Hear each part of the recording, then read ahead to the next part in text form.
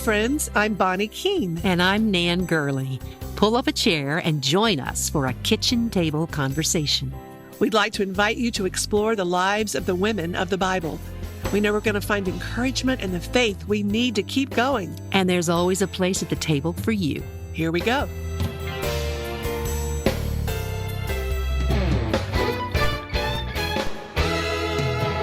The following episode of Women Who Dare to Believe was recorded in the summer of 2020, but we think you'll find this story to be relevant, timeless, and powerful in speaking to where we live today.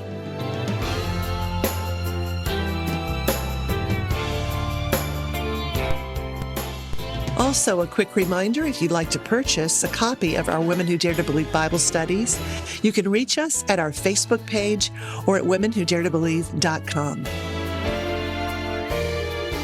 We are so glad you found us in the endless, bamboozling sea of podcasts. Grab your crowns and your scepters and your black eyeliner, ladies, because today we're going to look at the life of the Princess of Egypt. Breaking news. Rumors of princess adoption stun palace. Some say he is son of Sargon.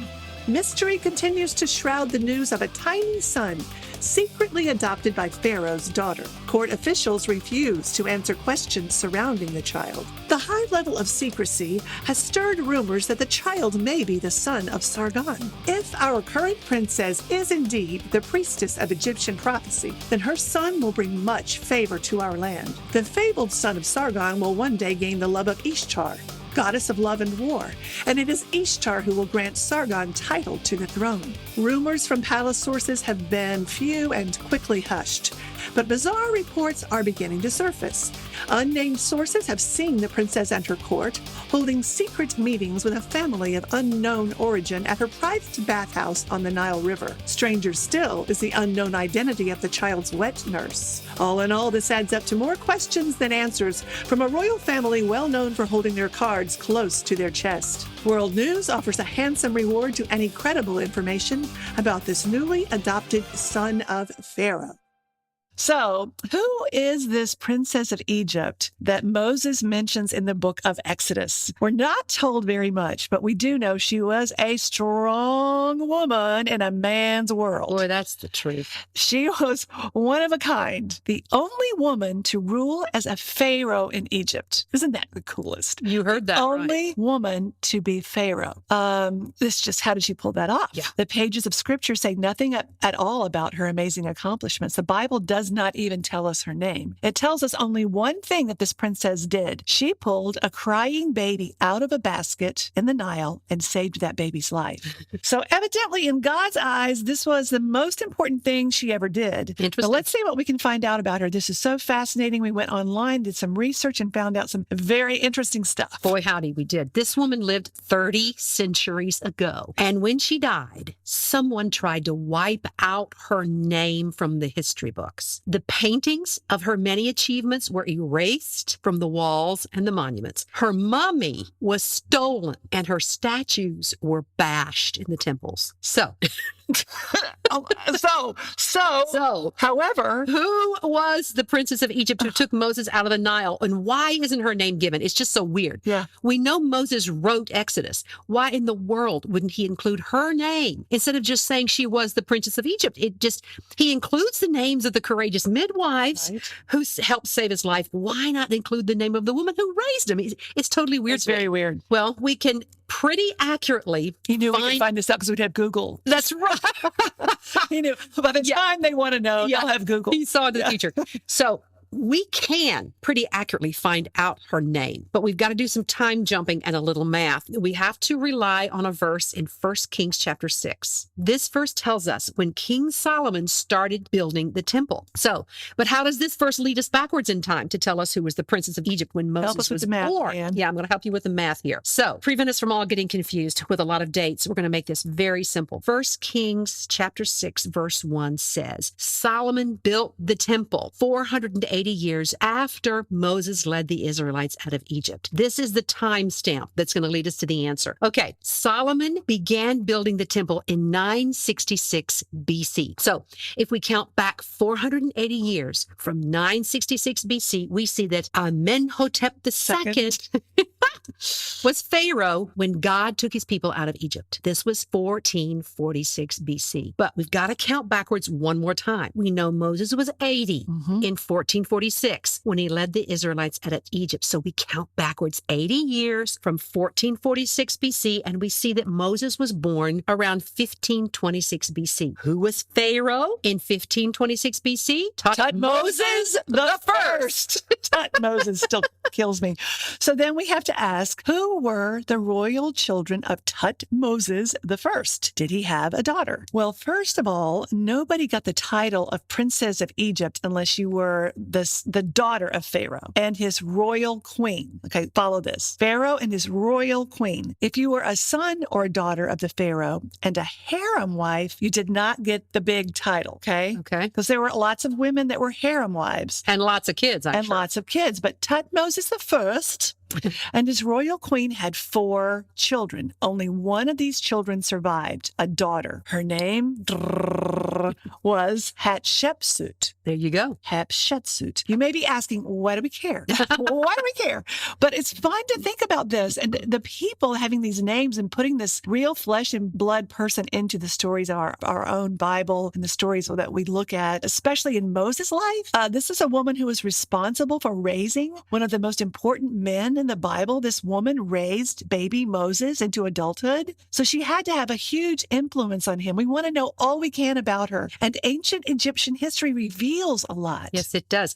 Hatshepsut. Hatshepsut. I have to really listen You to want to say, that. God bless you. Hatshepsut. Yes. Hatshepsut. Okay. She was the only woman in 1526 BC who could have had the royal title of Pharaoh's daughter. Her name means foremost of noble women. So if we have our timestamps right, this means Princess Hatshepsut found baby Moses in the Nile when she was 6 or 7 years old. That's Did you hear just, everybody listen to that again. The princess who pulled baby Moses out of the Nile would have been 6 or 7 years old. This goes against all the Bible flannel graph illustrations or whatever that I've ever seen. They all show her being like an adult, beautiful princess playing in the water. But evidently that's not true. This is so fascinating. So a 6-year-old princess went to the Nile to bathe, saw a strange-looking basket, and told her servants to bring it to her. And of course they obeyed. They were her servants, and they always did whatever the princess wanted. When Hatshepsut saw that a baby was in the basket, she was delighted. Here's a new toy, not a wooden doll, but a real live baby. I mean, you can imagine her saying,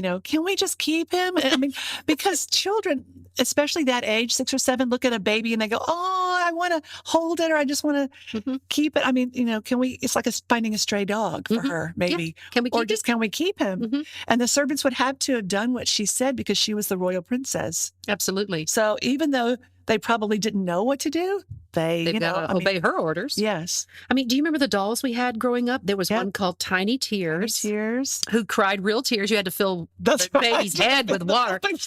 And we had Chatty Cathy. Yes. And the ads for them says, I remember the ads. Yes. She cries. She wets. She takes a bottle. It's like a play toy. Play toy baby. Totally. And a royal princess got her way all the time. So Hatshepsut wanted this baby and nothing could stop her or get in her way. That's wild. Evidently, Moses had been circumcised because right away she did notice, and she knew this anatomy, she knew that he was a Hebrew baby. Right. Or if he had not been circumcised, she knew enough of her father's laws. She knew that Hebrew baby boys were being thrown into the Nile all the time. Either way, this was a girl who was bold and brassy enough to defy the law and knew she could get away with it. I mean, maybe she was a little spoiled. Who knows? I want that. Yeah.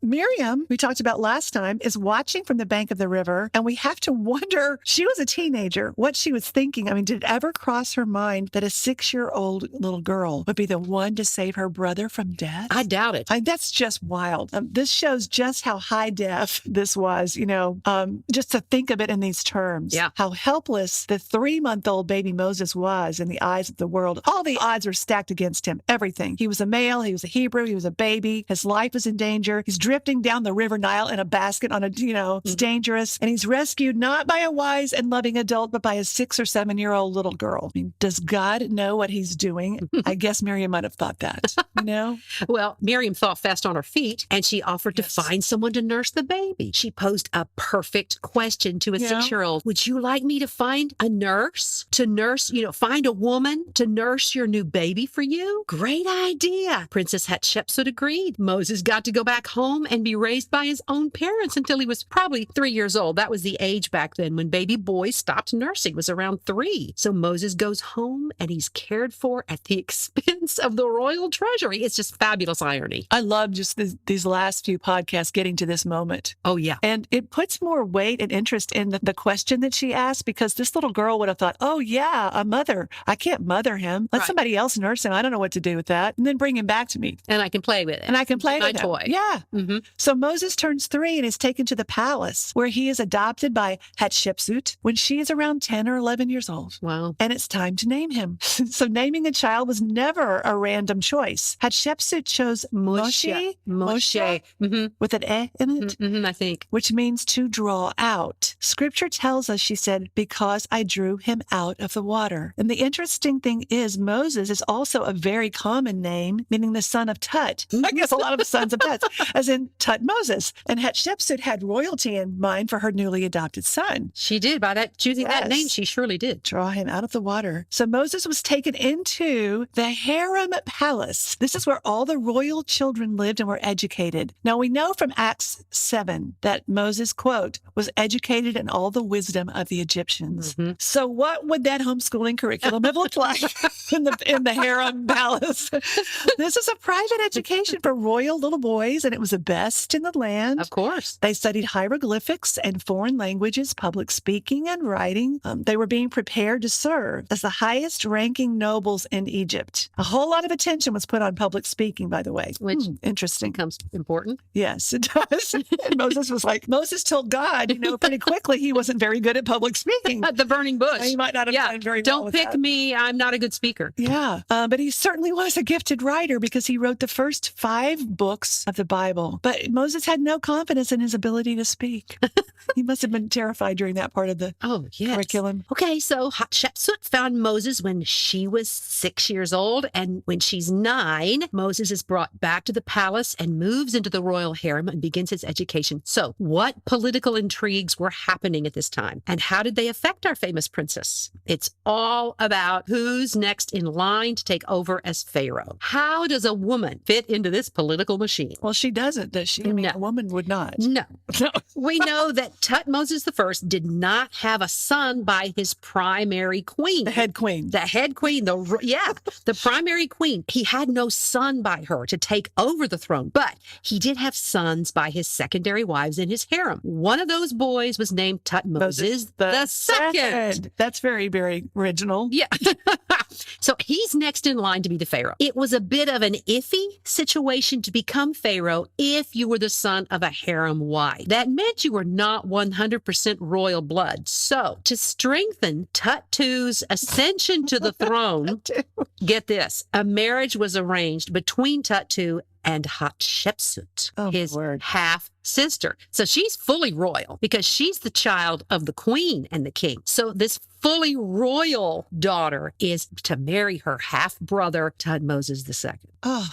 Yeah, just because she's fully royal, she gets the job of marrying her half-brother, okay? Right. This would strengthen his right to the throne because she was a child of the pharaoh and his primary queen, not by a harem wife. So in the eyes of the people, this made Tut-2's ascension to the throne. This gave him credibility. It totally gave him credibility and made his right to the throne legitimate. So brother and half-sister get married, gross. Totally gross. Around 1517 BC, right before Tut-2 takes power as pharaoh. But get this, Hatshepsut was around 12 years old. Mm-mm. And now she's the queen of Egypt. Just so long. This story is so fascinating. Okay, Tut-2 and Hatshepsut had a daughter named Nefrere. Good, man. I'm trying. Before Hatshepsut turned 15, she had a baby girl. Good grief. That happened a lot in that time. Oh, yeah. Yeah. They had no sons. So that's important. Okay. They had no sons. Now, history tells us Tut-2 was a sickly man without much energy, and he died when Hatshepsut was 15. Okay, and people died very young as well in that time. Okay, so he died when she was 15. So a whole lot happened to her before she was even 16 years old. A whole lot. A whole lot. Okay, so Tut-2 is dead. Who's going to take over the throne? Is there a male heir? Not by Hatshepsut. But evidently, this sickly, low-energy Tut-2 had enough energy of course, to have a son by a harem wife. Can you guess his name? Oh, well, of course, Tut-3. I mean, I'm wondering if there's like Tut-55, Tut-Moses the third. Tut-3. He's the next male in line to rule, but guess what? He's only 2 years old. Oh. So our intrepid princess steps up. Whoa. Hatshepsut appoints herself co-regent, and she begins to rule with a 2-year-old pharaoh, and she's 15 years old. He's 2. She's 15. And she appoints herself as co-ruler with a 2-year-old. Whoa. Whoa. But 7 years later, when she's 22... a ripe old age of 22. Yes. She decided she'd had enough of this co-rule thing. Can you imagine? She walked away from the role of co-regent with her stepson. She put on a false beard and male clothing and arranged a coronation to make herself the pharaoh. Whoa. That just blows my mind. Isn't this fabulous? I mean, that is what you call being a woman in a man's world and thinking creatively. Yes, ma'am. She must have known the symbols of power. So she gave herself those symbols and wore men's clothing in a coronation ceremony. Yeah. She put on a false beard. This is called a postiche. Postiche. Postiche. And this is just, ladies, you can't make this up. She wore the pants of the pharaoh while being crowned. So she wore pants, and all of the pharaohs wore this beard. I mean, it was not made of facial hair. It was like a fake beard that actors wear in glue. It was not at all. It was not like that. No, it wasn't. So it wasn't hairy. It didn't have hair. No. It was not like that. It was metal. Right. And it was a tube. That's right. Like thing about 3 inches long. Yes. Is that right? Yes. So it was a metal tube. It was held in place by a ribbon tied over the top of her head and attached to a gold chin strap. How comfortable.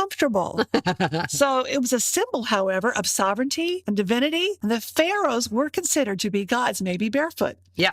In the monuments and the wall paintings of the pharaohs, we don't see any of them with any facial hair. In fact, I read that most men and women that were royal shaved all their hair. Oh, my. And they were bald and wore a lot of wigs. Oh, in that hot climate? If they wanted to wear any hair because they didn't want lice, they wanted to stay clean. Oh. So a lot of that was like, they just were bald. Can you imagine wearing a hot wig all day in Egypt? No. No air conditioning? But they were clean shaved. So this chin thing, this metal chin thing with the beard, she had that on. She had on those bloomers. When Hatshepsut put this on, she was saying, in essence, to the people, fear the beard.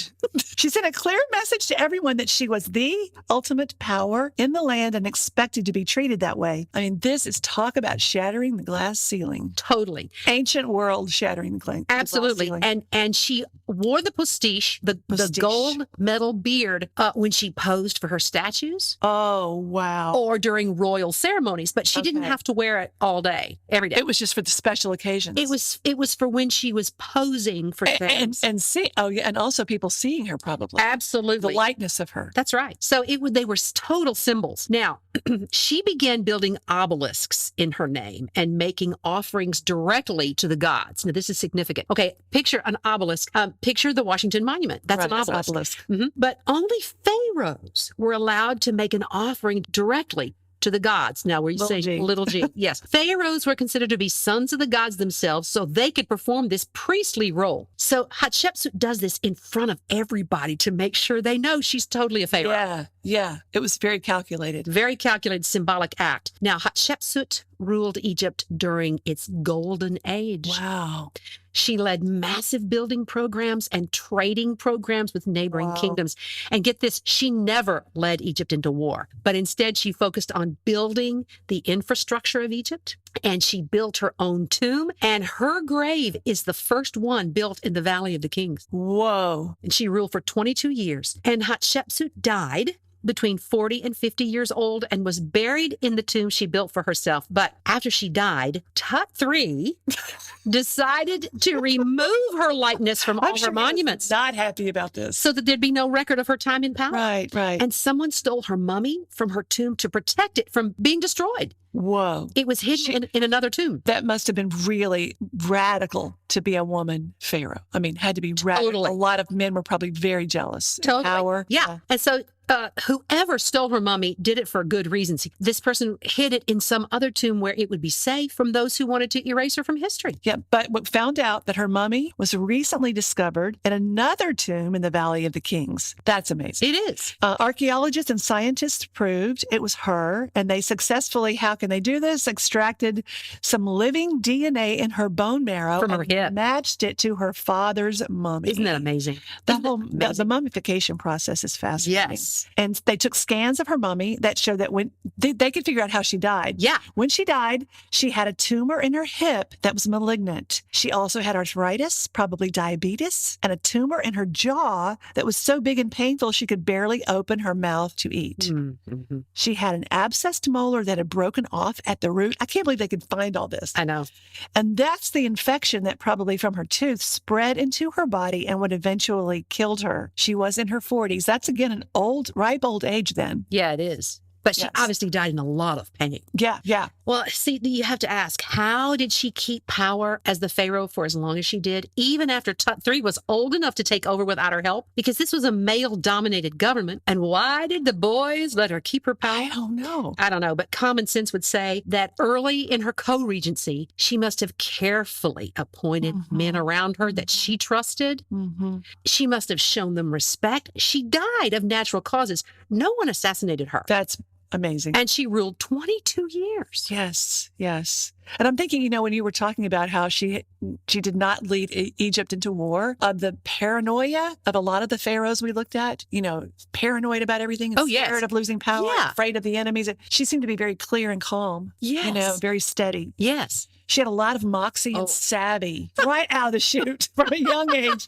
She totally defied tradition. She must have had some kind of strong, decisive personality that caused people to respect her. She didn't, like we said, didn't take the country into war. And her tomb was the first grave built in that Valley of the Kings. It was 450 feet underground, I believe. She also built the huge Karnak temple in Egypt. That's amazing. It is. But someone wanted her achievements and her memory erased from history. All of her accomplishments were hacked away from the monuments. Her name was chiseled off of everything. And then the mummy stolen from her tomb, it was scandal. Mm-hmm. So what was that about? Well, all historians are not in agreement about this. Mm-hmm. Some say when Hatshepsut died, Tut III was glad to not have to share his power anymore, and he took her name off the monuments in the land, presumably to give himself all the glory for the things she achieved when they co-ruled. That makes sense. It does. But some archaeologists don't believe the removal of her likenesses was malicious, or at least totally malicious. They think it may have simply been a desire to keep history books telling a more linear story of the male descendants to the throne. That's probably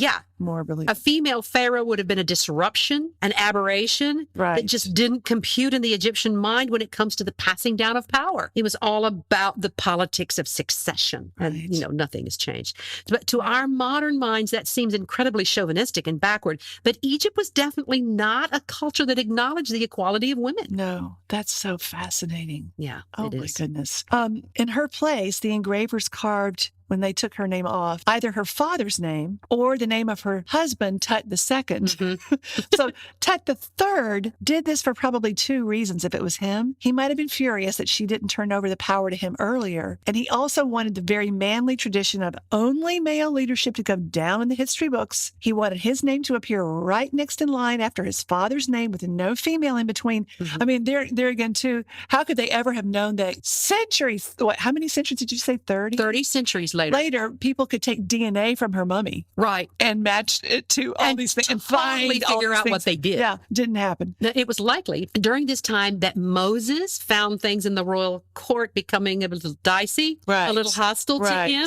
Right. With Hatshepsut gone, he no longer had favored status in the court. It speaks of how much she was respected that Moses felt free to live as a Hebrew. That's pretty amazing. In the Egyptian court. Yeah. One day he saw an Egyptian beating a Hebrew slave, and in a fit of rage, Moses killed him. Word got around, and Tut III found out. Moses was afraid Tut III would kill him, so he fled and lived in the wilderness of Midian and stayed there 40 years. 40 years. I mean, maybe Tut III was mad at Moses for more than just killing an Egyptian slave driver. Right. I mean, he might have resented Moses for being Hatshepsut's adopted son. Yeah. Probably was very jealous. And maybe he feared a power play by Moses as soon as she died. It's interesting to imagine all the possible intrigue going on in that palace family. But we can be sure that Tut III and Moses did know each other very well because they would have grown up together. In the harem school? Yes, in the harem school. So when Moses ran away, he did stay away from Egypt for 40 years. And by the time he came back, Tut III's son was now Pharaoh. His name was Amenhotep II. So let's just call him Amen II. Amen II. Amen II. So you have to wonder, why was Moses able to go right into the palace and have an audience with this Pharaoh? It's because Moses was his step-uncle. Okay, just for a moment. Wait. Okay, he was Amenhotep II's step-uncle. So the royals who were all raised together in the royal harem would have remembered each other. Right. In Exodus 11:3, it says that Moses returned, and it says he was highly respected in Egypt by Pharaoh's officials. By this time, it's 1446 BC, and Moses is 80. It's the year of the Exodus. Yeah, It's just wild. It's fascinating. And I keep thinking, when Moses was at the burning bush and God commissioned him and said, I want you to go to Egypt. Yeah. I want you to go back, and I want you to lead my people out. Can you imagine what went through Moses' mind? Oh, wait a minute. I'm too old. First of all, I'm too old. Really old. I'm 80. Second, who's there who remembers me? Nobody would remember me, yeah. If there is someone who remembers me, do they hate me? Right. He killed an Egyptian. That's why he left. He had so much baggage back then. He had a lot of baggage. And that's why he said, God, I think you should pick somebody else. And I'm not a very good speech maker. I mean, he just had a lot of reasons for not wanting to go. And God says, I made people's mouths. I'll take care of this. And God always uses such unlikely people and unlikely ages of their lives. That's right.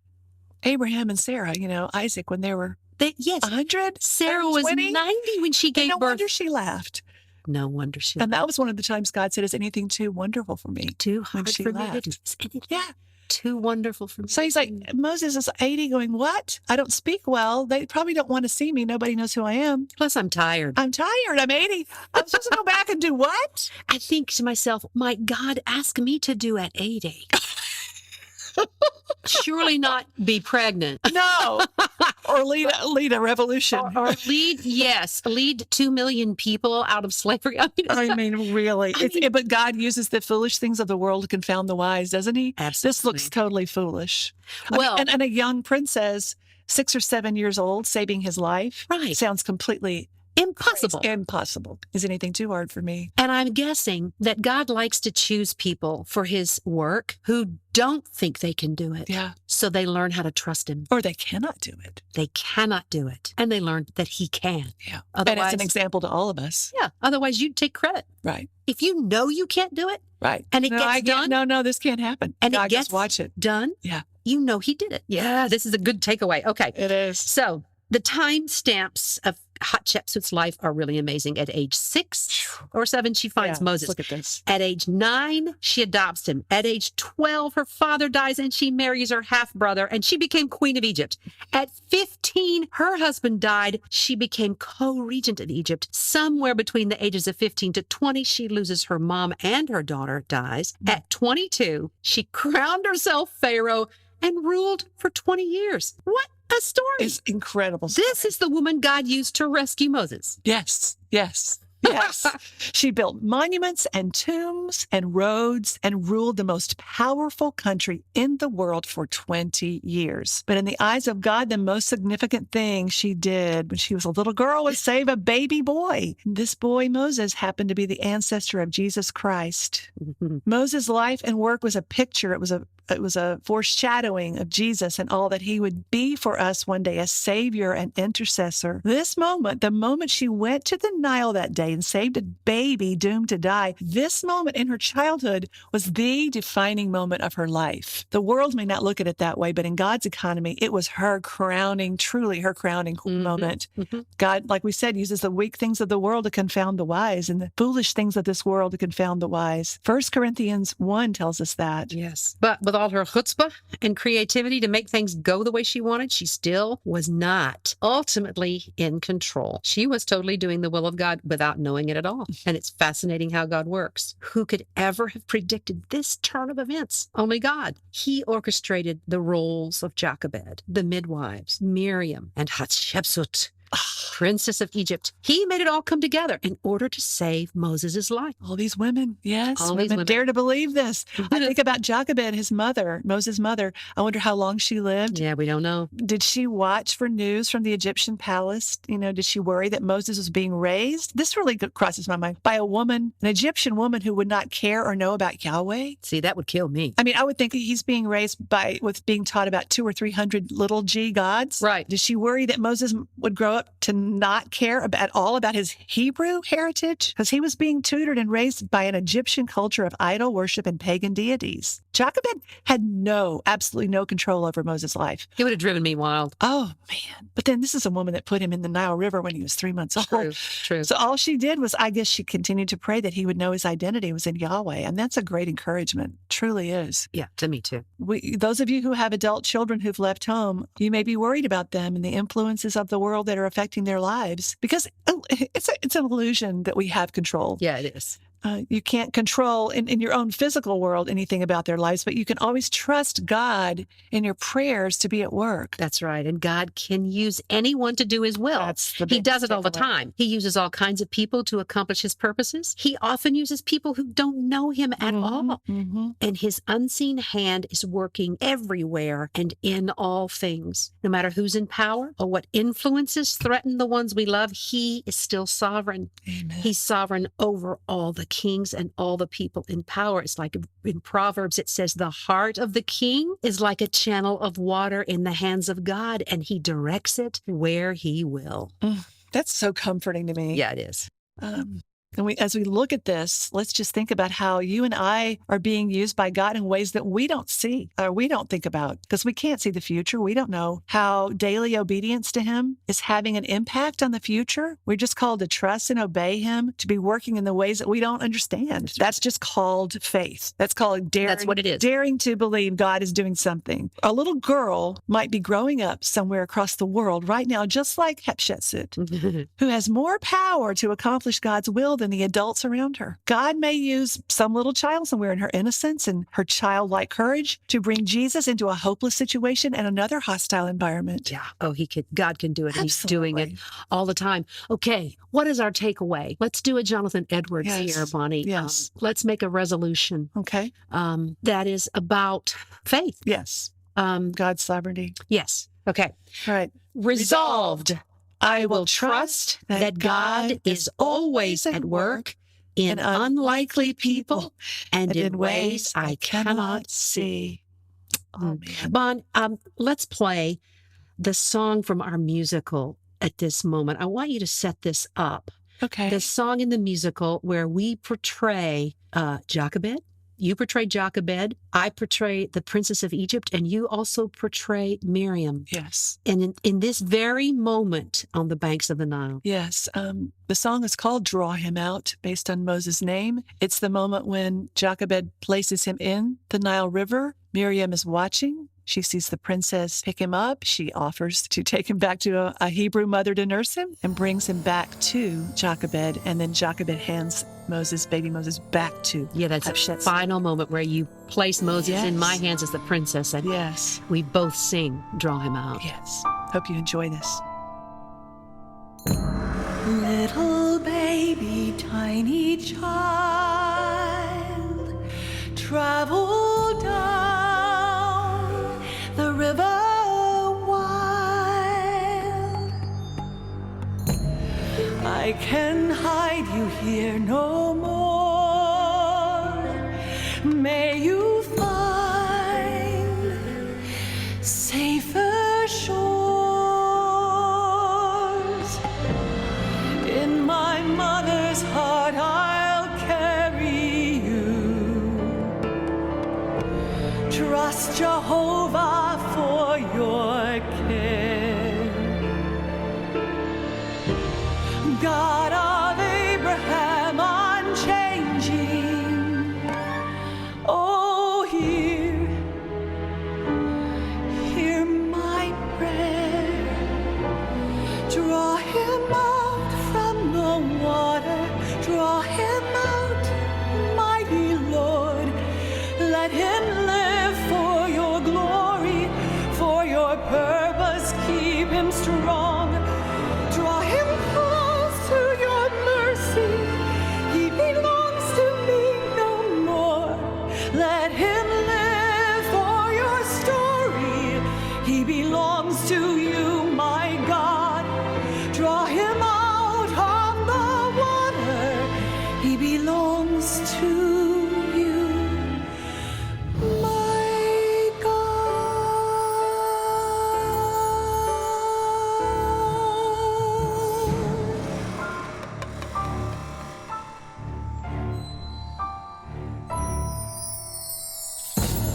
Sacred currents of the Nile, ancient gods, on me smile. I have all a princess needs. Now this babe from the handsome Hebrew one, you need not fear. You are safe within my arms. A royal palace is your home now, far away from any harm. Draw him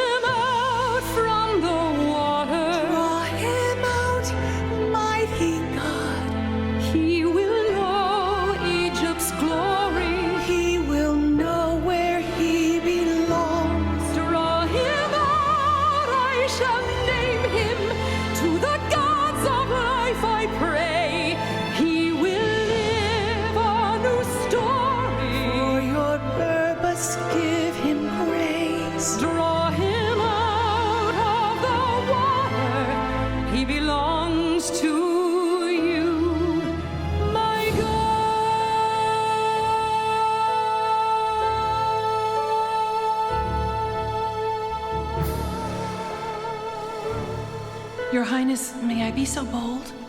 Approach. For your son, shall I go and find a Hebrew mother to nurse him?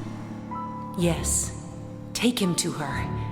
Tell her she will be richly compensated upon his return. Now go.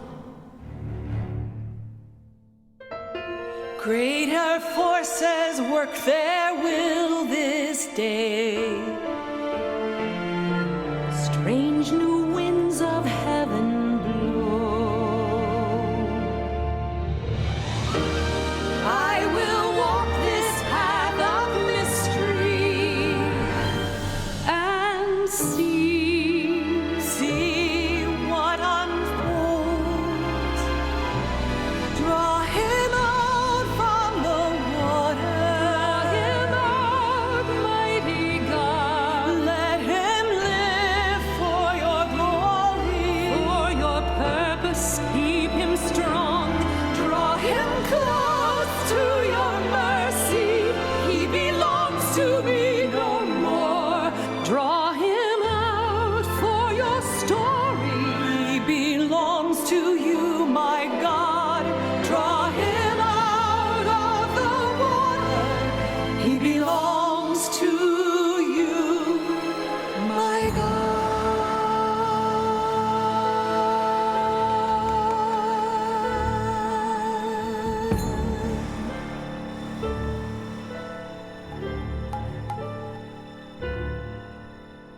Draw him out.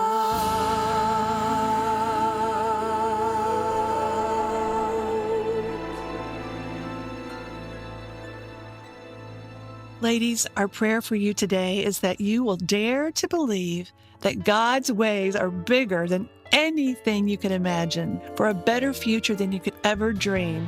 Eye has not seen, ear has not heard, neither has it entered into the heart of man all that God has prepared for those who love him. If you like what you heard today, please follow us on Facebook, Instagram, and Twitter at Women Who Dare to Believe. If you'd like to know more about our Bible studies, music, and performances, check out our website at womenwhodaretobelieve.com. I'd also like to give credit to an incredible video online that gave us lots of good history and info about Hatshepsut. It's a Discovery Channel episode called Hatshepsut, Secrets of Egypt's Lost Queen. I'd also like to give credit to the Associates for Biblical Research for their website and information about Queen Hatshepsut and Moses. Their research is available online, and their ministry is dedicated to demonstrating the historical reality of the Bible through archaeology and biblical research. Look them up, read what's available, and get nerdy. We want to thank some special people whose help made this podcast possible. Thank you, James Hollahand, the brilliant producer of our musical and And thank you, Michelle Marciata, the editor and producer of this podcast. And thank you, Wayne Gurley, for helping us from the very beginning to make this dream a reality. And thank you to the best audience anywhere, women who dare to believe.